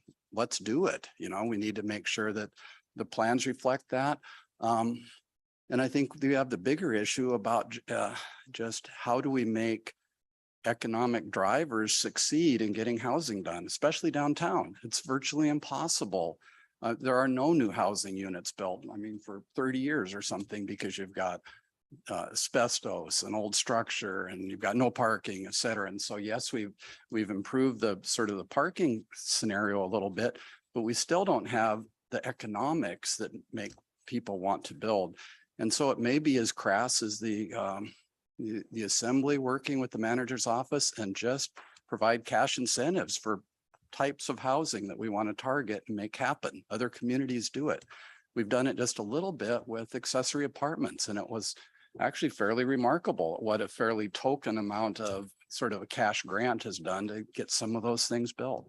So anyway, I just want to follow up that I think we'll continue to work at incremental game, but we need to think broader. Two other real top of mind things. We talked a little bit about avalanche and hazard mapping, the FEMA thing, and I think it's a sleeping giant that we need to deal with. I think from what we heard and why the Planning Commission kind of punted it back to the Assembly or the manager's office is it did not appear that there'd been enough, at least to me, enough funding in place to do the research and analysis to make sure that we had defensible maps. And there was a lot of, I mean, our local experts had not even been talked to yet, you know, about what we're finding in terms of boots on the ground kind of realism.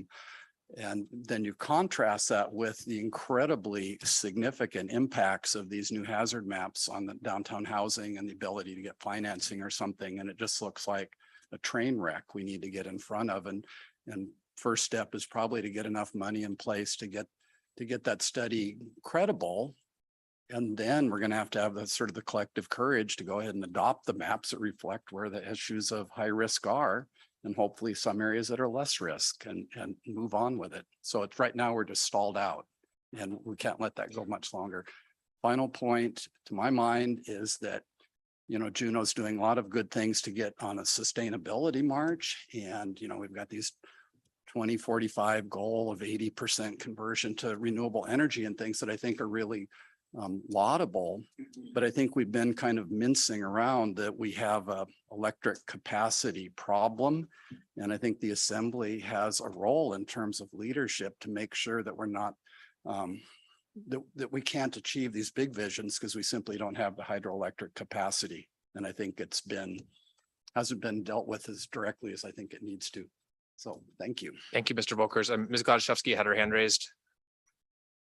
Thank you, Mr. Levine. Hey, I have a question for Mr. Volkers about the hazard mapping question. Could you tell us some more details about the discussion at the Planning Commission? I wasn't fully aware that, or is it true that the Planning Commission thought that the study itself wasn't adequate, which is different than people affected by the study don't like it?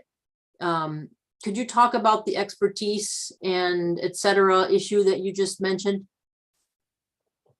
Yes, thank you. Through the chair. The testimony that was presented to us is that Mr. Glood, who is a local avalanche expert, for instance, had never been discussed. I forget the name of the individual who is the avalanche expert for ALMP, also extremely experienced in the field, had not been discussed. And they each have, you know, incredible, you know, decades of experience and data mapping and various things that weren't even part of the Tetra Tech study. And I think it was just an issue of resources and depth. And we heard from a number of citizens at large that they felt like they wanted to hear more and have more probing questions about things, just to make sure that the maps reflected realism, and also just concern about, is this a static document or a living document, and what would be necessary to provide both improved data as well as maybe offer mitigations in certain property areas. And neither of those questions could be answered right now. So you're exactly right that we don't want to be too reactive to people that were just concerned about change. I think the bigger issue is that there wasn't enough data and economic or enough money, you know, put into the study at this point to know that we'd answered the questions. Thank you, Mr. Volkers. Ms. Gladszewski, does that answer your question? Yes, thank you very much. I appreciate the extra information. Are there additional questions for Mr. Volkers? Mr. Arndt? Yes. Ready for you now. And I will try not to have my soapbox here. I'm going to ask respectfully very much that Ms. McLean and Mr. Palmer get help. They need more people. If you want Title 49 to go anywhere, they need more help. So we have help. No ifs, ands, or buts. If they don't get more people, Title 49 is not really going to go anywhere. We have, I mean, you can look at the list here, and I'll just point out a couple of ones that were I would think extremely easy. And that was landscaping vegetation standards. We made a couple definition changes and some very small tweaks on what was required. It went through Title 49. Staff was Miss Edens for a while until she left a while ago. You know, looking on this, it went back to staff April 26th of 2021. And just the time it takes to get, I mean, Mr. Palmer's staff is overloaded with things they have to do. Ms. McLean's is as well for getting it back to us. That was several lines. This should have been months at most. If we go through Title 49, we try to meet once a month. It should have been a couple of meetings, Title 49, back and through them, back to us at the PC and off to you guys a long time ago. I've had members of the public asking me, well, that's done already, right? No, it hasn't even come back to the Planning Commission yet, let alone come to you guys. We are a long ways away on it, and it is a trivial change. Look over at the task force recommendations for opting out of the pre-application meetings. It came back through pretty quick after that task force ended. However, the perspective changed from opting out to opting in. So that didn't make it through the Planning Commission. It got pretty much said that we wanted to be opt out instead and sent it back to Title 49. We went through it and agreed, yes, it should be opt out. Went back to law or staff. I'm not sure exactly where it went. All we were doing is changing perspective from opting in to opting out. Maybe I'm making the process too easy. I could very well be doing that. But if they don't have the bandwidth of people and bodies to help them get that done, if we can't do those type of changes, we're never going to get to Ms. Cole's big dreams. And I certainly would like to do the big dreams. That's what, if we're going to try to solve these problems, that's what we need to do. But we're having a bandwidth problem just to get the simple stuff done. And it's not because they're not trying. We need to have permits done, and permits need to come first. But if you want the code to change with it, we need people to help do that. And it sort of goes along with what Mr. Peterson said. So, you know, previously, some of this, you know, training new hires takes a long time. They can't produce, they can't help. They're learning what they need to do and what to show us. And, you know, I don't know, I don't want to get into the staff retention things and how to retain staff or anything like that. All I know is they're spending a lot of time retraining staff, which means they're taking a lot of time from when they could be helping us. And I think you have a Title 49 committee right now that wants to make changes. We're going to do the line by line changes right now, but we'd really like to do the big picture ideas. We just need help doing it. And they need help to be able to help us so we can get it to you. You know, Ms. McLean brought up some changes on subdividing on arterials recently. We start that in May or June. Pretty easy changes, I think. Great ideas are going to help development, and they're going to make a big difference to lots like along North Douglas Highway and things like that, changing lot size requirements on arterials. So before it had to be a very huge lot, now it's going to go to the zoning area lot size. Big change. But I mean, it went through the committee, but I don't know how far it will be before, or how long it will be before it comes back to the PC so we can get it to you guys. Will it be a good thing to help housing in Juneau? Definitely. Will it help infill? Definitely. But they need help to get it back to us so we can get it to you. And that's where a lot of this whole sheet is. You see some 2017s, you see 18s. We need to move through it, and we need to get them done. There's some good ones down on the bottom, 3 that got complete on our screen at the committee meeting last time, those were green. So it was nice to see green ones. We want to make all of these green. One other little thing with that is as the assembly changes and these things take 5 years, 4 years, your guys' priorities change. What all of a sudden was number one and we're chugging through it, we're getting it done. Whoops, that's now 4 on the list. Something else came up. Well, we were almost there. We almost had it done. Now, by the time we go work on the other things and get back to it, we're not quite starting over, but we're a long way stepping back in the process. And that wastes a lot of time as well. So, you know, consistent working forward, you know, if we can get the process to go faster, then it wouldn't be another assembly that we're talking to. If we can get it out while you guys are still here, then there's no changing ideas that we got to worry about. We can get it through and get it moved. So, you know, I'd ask you to find a way to help them, help us, which solves some of these problems. I think the table of dimensional standards, we just kicked it off. We're hoping to have gone through it here with hopefully some big ideas. You know, you guys saw in the ADOD, that floating box concept of setbacks, you know, we're looking at that, other things to, you know, what are some ideas that kind of kill some of the variances. So I think that'll be good. Table of permissible uses, a very good topic, but we got to get through table of dimensional standards first, and you see how long these other things take. I want to do them now, but we got to get there. Minor major subdivisions, Director McLean mentioned, that's a pretty good topic because actually bigger projects are penalized in multifamily areas where if you're in a smaller area, major subdivision is what, 14 lots now? I think it's 14, where multifamily project is 8 units instead of 14. So before you have to come to the commission. One place we do digress though is fees. I think increasing fees is the wrong way to go. And this will be a little bit of a soapbox, I apologize.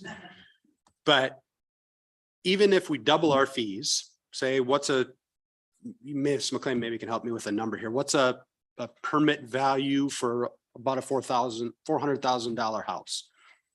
$5,000, $4,000, $5,000 ballpark? Through the chairs, $350,000 single family dwelling permit fee, plan review fee total in Juneau is $3,000. Perfect. So if you doubled Miss McLean's permit fee and made it $6,000, that one house just earned you an extra $3,000 bucks. But if you went the other direction and encouraged building that house, 350,000 times your mill rate of 11 is 1.1, so 380 or $3,850 in tax every year. Not once off, like you're doubling your permit fee, but to infinity with it. So that could be one way of encouraging it, is finding a different mechanism to fund their department. Their department needs the money for the staff, but maybe doubling the fees isn't the way to encourage it. Get the tax base, get the revenue a different way with your taxes forever, not a once-off fee. So I'll get back off my soapbox, sorry. Questions? Thank you, Mr. Arndt. Are there questions from the Ms. Hughes Candies? Thank you, Mr. Levine. Just to your last point there. So you're saying the way to pay for increased staff is to raise the mill rate across the board. No. I'm saying, And I'd say that as a joke, just to keep in mind. I want the it comes from somewhere, but Yeah. I appreciate your Right. point. I couldn't resist. Right. No, what I meant was more houses paying it, not an increased mill rate, more units. Are there, Ms. Wall? Thank you. I appreciated your comments about kind of the assembly changes, maybe before, and our priorities change, maybe before some of these things are completed. And some of that, you know, yes, if things go faster, maybe it'll keep up. But I'm kind of curious, like, do you feel like the planning commission really has a sense of what the priorities need to be to tackle these big picture issues that we're all in agreement with, and the assembly should just kind of get out of the way? Or is it helpful for the assembly to be, you know, putting together these task force recommendations and, what kind of guidance, what should we do to help you besides help provide more funding? Mr. Arndt? Sure, we serve at your pleasure. So the hard part is, I think we're willing to tackle stuff on our own, but you guys might have a much higher level perspective. I wouldn't suggest or want the granular, change this line of text, change this, whatever. But I think you providing the general oversight, like you're encouraging housing, that I think that's a good thing to say and do it that way, with that higher level. It's a little bit of color because Ms. Well, your question was akin to something I thought to say, which is it's not just the planning commission that serves at the assemblies. Well, the planning department reports to the assembly. And so even if all 9 planning commissioners agreed on a priority, if the assembly told Director McLean that it was a different priority, we wouldn't have any access to staff. So the consistency in priorities from the assembly to CDD, and the planning commission can work with CDD to effectuate those priorities, makes it much easier for all of us to work. So are we on the same topic? Let me go to Ms. Cole and then I'll come. Thank you. Ms. Wall, I really love that question too. And I think there is, I think actually the assembly does need to set global priorities and get out of the way of the granular stuff. Because it takes a long time to understand it. It's weirdly interconnected, and you're going to have to trust that the people you've appointed took the time to figure it out. And yeah, thank you. Thank you. I'll give you back. And a little bit answer to Ms. Wall's question too. That's one of the reasons we're having this meeting. And that's one of the reasons I asked them to come up with their priorities so we hear them. And then I'm hoping right before our retreat, you guys send us another sheet because we want to do exactly what Mr. Art is saying. We don't want to go, oh yeah, that looks good. That looks good. Oh, by the way, here's a squirrel, throw that in there. So, which we're famous for. Anyway, we hear you on the staffing. I think that's one of the reasons we put at least one position back. I think we need to look at the more internal hierarchy and just looking at your organization chart, it doesn't look like you guys have any upward mobility, which I'm sure that's why you lost Brecken. So let's fix that and get Brecken back. Sorry, Katie. Anyway, on Title 49, and this isn't meant to be a rebuff at all, but besides staffing, there used to be a problem getting quorum. Are we still having that problem or are we good now? It's been good except for the one time, the end of June, that I forgot. So we have quorum, we have people all the time. Madam Mayor, we are working on several of our commissioners to be responsive to emails and at least let chair or myself or the chair know when they're not going to be here. And we are getting better at that, but it's an imperfect process. Ms. Hale.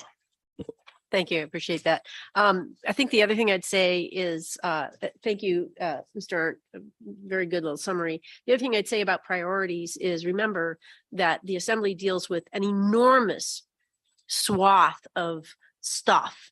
And if we set priorities that are in conflict with what the planning commission's priorities are, you guys come tell us, we can change, right? We have to do so much so fast that something is a priority right then, and it's an important thing.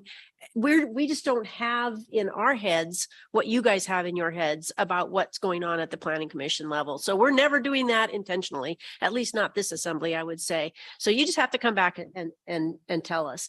And I think the other thing that I am actually looking at Mr. Deputy Manager right now, because Mr. Finance person is not here. If we need additional positions, we need to see that in some way reflected in the manager's budget. So this meeting is today, and then we're going to do our budget in many months. And so if we need additional positions in law, we at least need to know about that so that we're actively making that decision rather than again, we have so much that we have to think about all the time. Sorry, respond.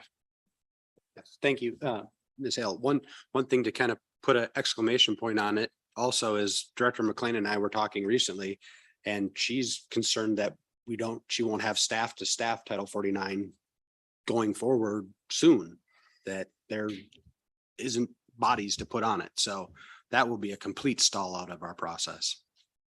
Thank you, Mr. Arnett. And I think Mr. Volkers will remember way back when there wasn't staffing the subcommittees. And that was one of the changes that happened shortly after I joined the Planning Commission. Having staff our Title 49 committee makes things work much more efficiently throughout the process. Ms. Dream. Thank you, Mr. Chair. I agree with everything Ms. Hale said, but I did want to point out that we have chosen to cut in our budget process various staff positions over the last few years. And I think we've asked and received briefings from staff on what kind of staffing needs there are, but we have not made decisions to fill those. Thank you, Ms. Dream. Ms. Hughes Candies. Thank you, Chair Levine. I guess I'll just add, because I feel like this is a really good and productive conversation. It's very helpful for us, and this election, this go around, these are the same folks that were here last year, which is beneficial for that institutional knowledge and everything else. These are the folks who worked on last year's budget. And of course, I can only speak for myself, but this is really helpful. I think, speaking of big visions and what we want to see for our community, the housing crisis is obviously something I think we all want to move forward, and how we do that. It's helpful for us right now to hear your priorities and hear what's rising to the top and what you think we need to do. But then when we go to the retreat, personally, I think it would be beneficial. We have to bear in mind our own responsibility when we're talking about the manager's budget and what's going to show up in the manager's budget. Part of that budget process is what we say at the retreat. That's how he starts that budget. And so I just think when we think about how, if I had a little flow chart of how this all works, that I was making, that this is really good for us to hear from you now, then we need to go talk, because we have our own very interconnected thing, because we have to balance the needs of the entire community. And it's not just what you all do, and it's based on what we hear from the community. And then it would probably be beneficial, and then we'll communicate that to the manager, but then it would probably be beneficial for us to say, and then these are the priorities we came out with. And that would be that moment where you say, oh, well, how'd you get to that? Because that doesn't work for us. So that's kind of the process I'd like to see, because I feel like this is a good combo we're having. Thank you, Ms. Hughes. Are there additional comments or questions from either commissioners or assembly members? Mr. Bryson. Oh, this isn't too much of a squirrel. Forgive me, Madam Mayor. So we've been talking about a housing crisis, and as we were discussing things, and I just want to share my appreciation for both planning commissioners and CDD. I know you guys are focused on this stuff, and we can tell from what you guys have been saying tonight. But we have two giant buildings downtown that are filled with abandoned apartments, the Gross Alaska building and the Bergman Hotel, approximately 90 units of abandoned properties. And again, I don't know where that squirrel fits in this discussion, but having the planning commissioners and the assembly, as we're talking about housing crisis, and we have roughly 90 abandoned apartments in the downtown area, it should be on somebody's conversation. It should be on some agenda. Just because they're privately owned and we're saying, oh, well, we're trying to solve this. Those are real answers there. Thank you for allowing me to throw that squirrel in the middle of the room. Thank you, Mr. Bryson. Madam Mayor. I'll grab the squirrel and run with it, Mr. Bryson. So that'd be something to ask the planning commission when we have these big buildings, a carrot to get them to do something, or a stick that we're going to increase your taxes if your building's vacant. What's your guys' thoughts on that? Wait, Mr. Volkers.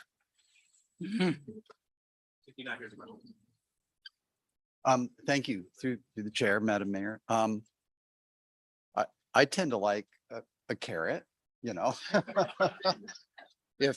you have to choose, I think it's a place to start, and not to be flip, but again, I mean, I've seen our building code for 30 years has had like reserved lines for bonuses in the future or something, and we've never had either the time or the courage to articulate what those are.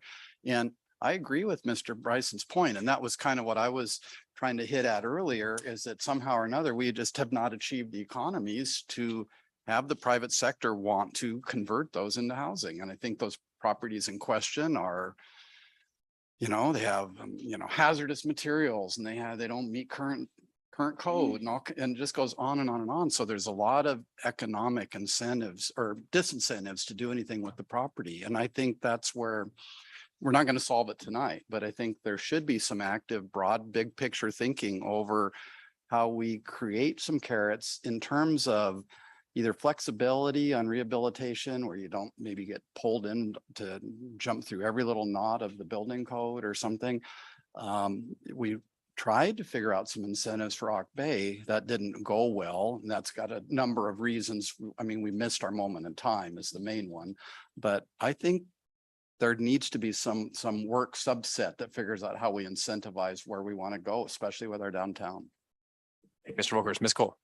Thank you. And Mr. Bryson, thank you for bringing that up, because it actually is exactly what I was talking about when I was talking about infill. And this has been asked and answered. There are so many communities who have targeted infill, and there's infrastructure built.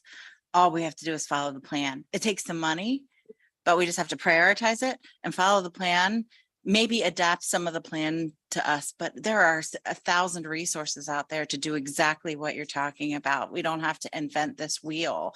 We just have to say, this is where we want to go. We want to target it, figure out what those tangible trade-offs are with a little bit of courage, and then put some money behind it. Doable. Thank you, Ms. Cole. Mr. Arndt. Thank you, Mr. Chair. Most definitely carrots, not sticks. We get enough sticks that it doesn't need to be the city's sticks. And this is maybe more of a non-commissioner hat, but one thing you may not know, the dump is now not accepting large quantities of sheetrock or sheetrock scraps because it's been deemed hazardous once it gets wet at off gases. So now if you have a large project in town and you've sheetrocked it, all the scraps, what is the solution with all those scraps? I think that's yet to be determined now. Well, that's a pretty big stick, because likely they're going to get loaded in a container and shipped to Oregon or Washington. That all adds back to dollars right there. So please, carrots, not sticks. Thank you, Mr. Arndt. Ms. Treem. Thank you, Mr. Chair. That example actually goes to Ms. Hale's point really perfectly about the many things that the assembly deals with, because we also get complaints about the odors from the landfill, and the sheetrock is weirdly, I had no idea, one of the main causes of the odors in the landfill. So I'm actually kind of happy to hear that they are not accepting the sheetrock, but in my economist hat, I would say both carrots and sticks would be great. You'd say what? Both carrots and sticks. We need both. Additional comments, questions, and if not, I'll go ahead and agree with Ms. Treem. I think that there's a role for sticks in terms of getting delinquent owners or landlords to transfer ownership, if that's what has to happen for the carrots to be effective. Mr. Bell. Mr. Chair, Madam Mayor, Assembly members, staff. It's nice to be back here. And it seems as if I didn't leave. We're talking about the same thing over and over here, and I agree with everything that's being said. Housing should be a priority. And it should be a priority of all parties involved at every facet. We've got to find a way, and this is a good starting point. I agree with everything. Electricity is going to be an issue. We got to find a way to build hydro that will complement the building of this community. There's a lot of different moving parts, and I respect all that the assembly has to do. And when I was thinking about my homework, my list, and forgive me, I forgot it, probably a good thing because it got pretty lengthy. The one biggest thing that came to my mind was having meetings like this, because it gives the commission a perspective that we need to focus on, that what you're looking at, we can all work together on to complement one another. Thank you. Thank you, Mr. Bell. Mr. Smith. Thank you, Mr. Chair. Not a whole lot to add. I think we're aware of the challenges and the obstacles to some of it. Hopefully we can continue to work through it, and, you know, that staff hears the Assembly and the Planning Commission now, and we can incrementally increase resources, or anyway, figure out ways to move through it. I mean, just one thought, just from a very nuts and bolts type of thing, is, you know, I can't even remember what our Planning Commission priorities are, honestly, and I don't know where to find them. I'm sure I could ask somebody, and maybe, I mean, we've talked about hopefully adding it into a process. I mean, and this is not a critique, but the fact that the, you know, year after year, the priorities, the memos all look different. Like there's not even a standard format or something. So it's like, maybe it's something we add to our, I mean, in my opinion, these priorities are probably, I mean, beyond our general Assembly priorities, probably at the top. I mean, we have the empowered boards that, you know, we appoint and they hire a manager, and anyway, they kind of do their own thing and kind of run themselves. Whereas the Planning Commission is a lot in, you know, working in collaboration with the Assembly. So, I mean, I don't know if it's something we determine at our Assembly retreat, or if that would add too much time, or done at another time shortly thereafter, where we, you know, anyway, if it's a subset that lives on the priority list that we can find on the internet easily and that we can refer to, and are reminded time and again that, hey, these are what we had last year, and know that shifting them around obviously causes probably inefficiencies and a lot of the issues that we brought up. So maybe that's a step to at least get us in alignment, working through a process. And again, of course, there's a multitude of other issues that hopefully staff is hearing us on now, and we can remember come budget time, and anyway, are able to work on it. But I mean, I'm definitely on a focus on that big, you know, trying to change Title 49. I still remember a conversation I had with Ms. McLean about, I mean, just, it's like, I had a friend, and we were going to do a development and build a thing, but we couldn't do it yet. Our code would have allowed, you know, more people packed into there and driving more cars. And I mean, anyway, just the code just seems somewhat counterintuitive, and, or, you know, maybe it's like for a time that has passed. I kind of agree that I think the community will get there. Sure, we want things to remain, you know, people want them to remain the same, but if it's a matter of changing neighborhoods or allowing, you know, your family and your grandkids to be able to live in town, I think they would get there. But obviously we need the people and the time to do that work. So, and hopefully we continue to work on it, but that's all I had. Thank you. Thank you, Mr. Smith. Additional questions or comments? And then before I give the microphone back to the Madam Mayor, let me just echo Mr. Bell's appreciation for the time and for the meeting. We really value these exchanges. It's been much too long since we all saw each other in person. So I very much appreciate sitting around the table. And I just wanted to take a second to add another piece of context, which is way back when, pursuant to this OLMO decision, the Planning Commission and Assembly had to redo the way we did variances. And for a long time, variances were the way out of the code that didn't work. And we took that on ourselves at the Planning Commission with the understanding that the code would be remedied in some ways to recognize the non-existence of the escape clause. So this is definitely, and now for all the reasons we've been talking about, that has been delayed. So I think part of what we're seeing is that coming back to us now. So, and I'll just conclude by saying, I was going to provide a summary, but I heard the mayor ask us for a letter before the retreat. So we will put a summary together of sort of the Planning Commission priorities that you have heard, so that you have it for your retreat and get that to you well in advance. So with that, I'll turn this back to you, Madam Mayor. Thank you. I was going to say that's your homework. I just want to thank you to all the commissioners for coming tonight on top of your busy schedules. And we appreciate all the work that you guys do. And you're right. It's way too minuscule for us to deal with. I don't sleep with the Title 49 next to my bed every night. I'll be honest. So I'm sure some of you guys do. So we appreciate that. So Ms.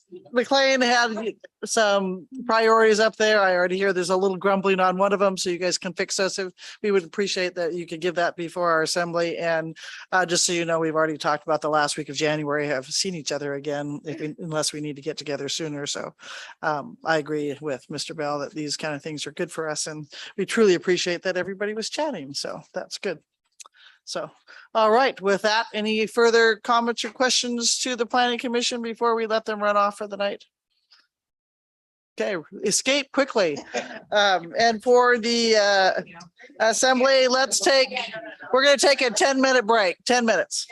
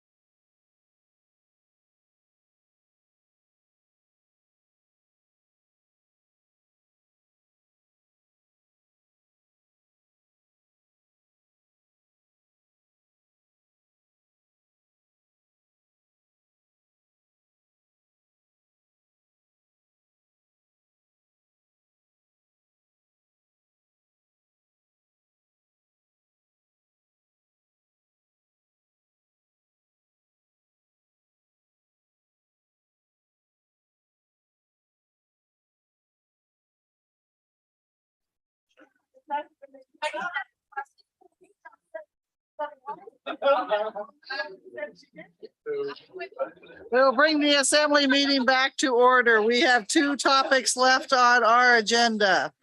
One of them is the assembly retreat date discussion.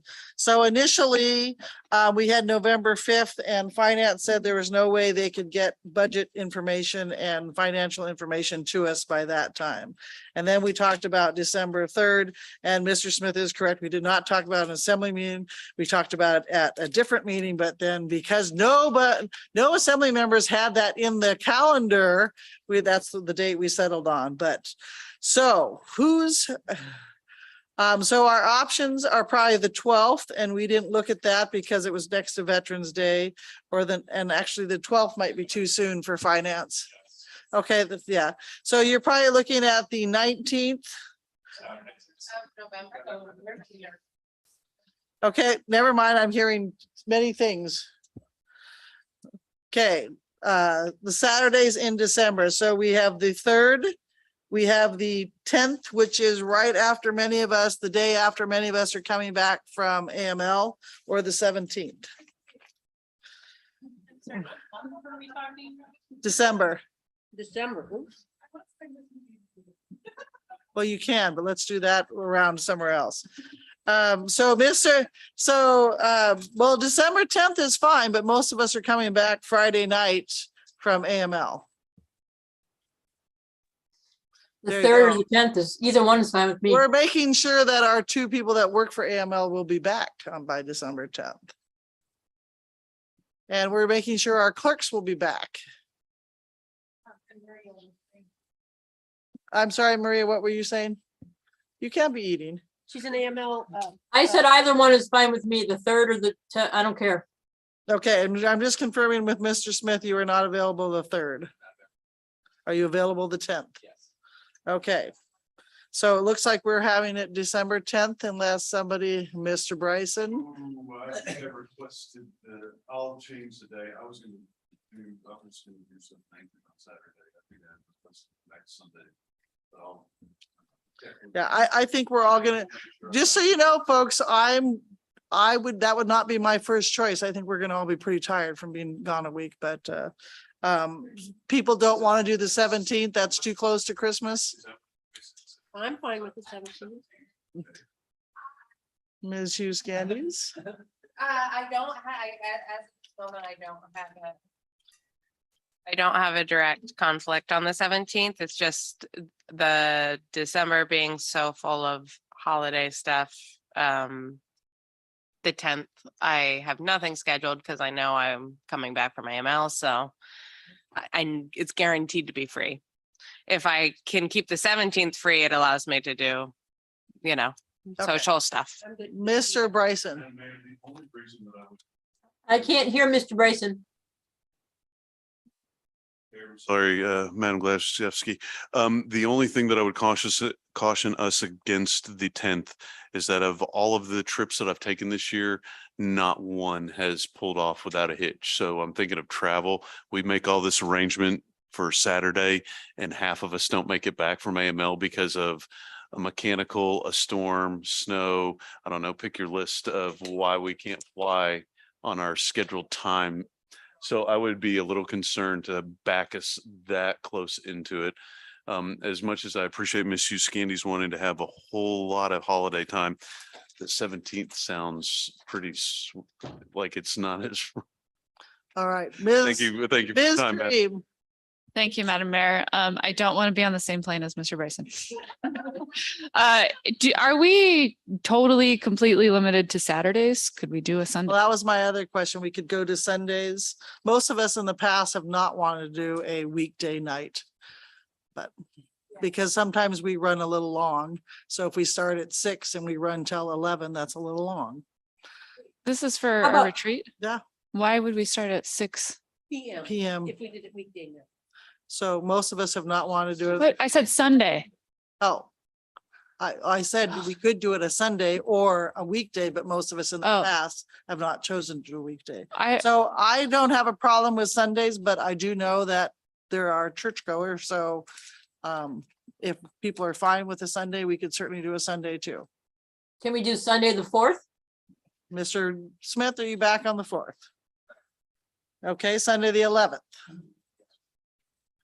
Okay, we have okay, this is your voting time, At what time? 6 a.m. No, I vote no.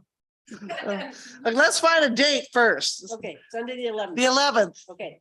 Show of December hands. 11th. Okay, we're there. Okay, staff. Begrudgingly they're saying yes. Maria, you're good with the 11th? Yes. Okay. In the past, we have done not show up at 8:30 if you want to bite, 9 o'clock to start. Yeah, and I don't have a trouble switching that. It just means that we break for lunch. So if we can start at 10, but we'll probably be there till about 2. I'm good with that. I love 10 o'clock. Okay, 10 o'clock on Sunday, the 11th it is, and we will forewarn the clerks that we instead of breakfast, we will have to have some kind of lunch. And I would anticipate, I'm gonna reach out to several of you who have had concerns about the way we do this and see if we have some other things. Don't laugh, Ms. Wall, you're one of them. The two ladies immediately to my left, to see if we can come up with something else. Anyway, we'll try and do something a little bit different, especially since we're the same people. And I don't think our goals are going to change that much, to be quite honest. So we might find other ways to entertain ourselves. So, yeah. Okay, Madam Mayor. Just for clarification, if we're changing this to 10 o'clock start time, are we moving the end time to, is it staying at 2 or are you looking at ending later then? We will give us lots of room to maneuver. We'll say 4, but I doubt we'll all be there by 4. Until 4. Yeah. Mr. Barr. It's gonna be okay. Madam Mayor, I'm assuming you want to do it in the Bartlett boardroom. Bartlett boardroom, good for everybody? Yeah. That sounds fine. Unless we come up with some other activities that we might want to do. No. We'll meet at Saga's rope course. On December 11th. All right. Okay, everybody put that in your calendar because it's a done deal. And if you can't make it, you can't make it, and we'll talk about you. All right, next item of business. Hardship and senior citizen disabled veteran late filed real property tax exemption applications. Who's reading that one? Mr. Barr or Mr.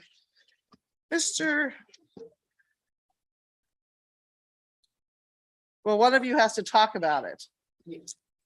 Okay. Mr. Palmer.